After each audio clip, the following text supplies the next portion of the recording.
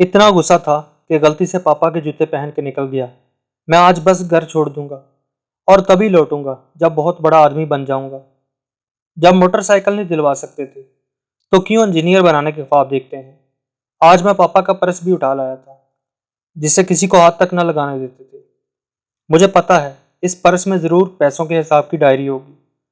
पता तो चले कितना माल छुपा है। इसे हाथ नहीं लगाने देते थे किसी को।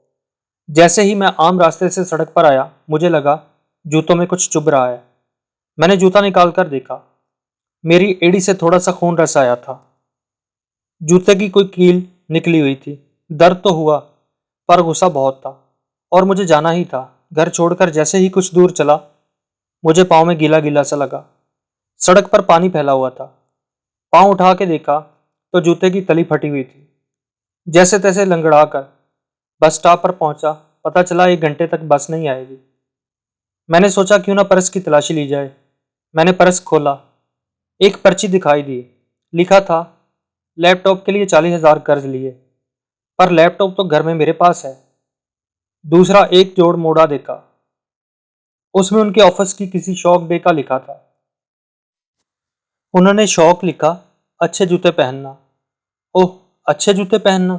पर उनके जूते तो माँ गुज़िश्ता 4 माह से हर पहली को कहती है नए जूते ले लो। और वो हर बार कहते अभी तो 6 माह जूते और चल जाएंगे।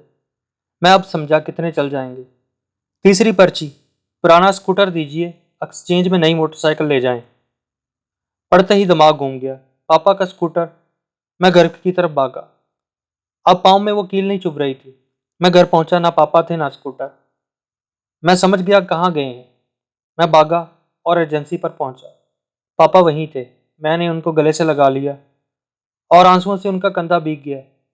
नहीं पापा नहीं, मुझे नहीं चाहिए मोटरसाइकिल।